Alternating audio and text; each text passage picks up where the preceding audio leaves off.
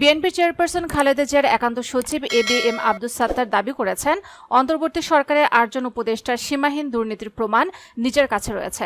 অবসরপ্রাপ্ত এ সচিব বলেছেন, এ উপদেষ্টাদের সঙ্গে যোগাযোগ ছাড়া গুরুত্বপূর্ণ পদে নিয়োগ হয় না, বদলিও হয় না।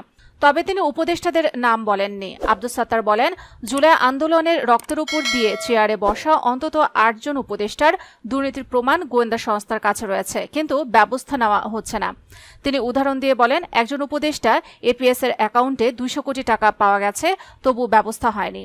তিনি প্রশ্ন তোলেন, নূরজাহান বেগমের মতো ব্যক্তির কি স্বাস্থ্য মন্ত্রণালয় চালানো উচিত, কিংবা অভিজ্ঞতা ছাড়াই স্থানীয় সরকার ও যুব ও ক্রীড়া এ দুইটিও গুরুত্বপূর্ণ মন্ত্রণালয় পরিচালনার দায়িত্ব দেওয়া যৌক্তিক কিনা?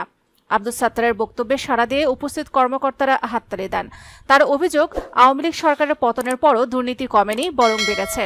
ভূমি ও উপজেলা পর্যায়ের কর্মকর্তাদের ঘুষ দাবির ঘটনা তুলে ধরেন তিনি বলেন, এক সহকারী কমিশনার একটি স্কুলের জমির নামজারিতে ৩০ লাখ টাকা চেয়েছেন।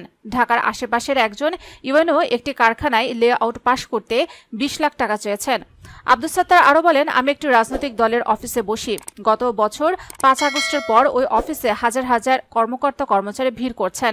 আমার বস তারেক রহমান ডেকে বলেছেন, কি হচ্ছে, এরা কারা, তারা এখানে কিসের জন্য এসেছে? আমি বলেছি, এরা সবাই বঞ্চিত। এরা গত ১৫ বছর হাসিনার আমলে বঞ্চনার শিকার হয়েছেন। হাসিনার পতনের পর উচ্ছ্বাসে ছুটে এসেছেন ন্যায় বিচার পেতে। তিনি বলেন, দলীয় অফিসে ইন সার্ভিস কর্মকর্তা আসা ভালো লক্ষণ নয়। আপনি তাদের অফিসে আসতে নিষেধ করে দেন।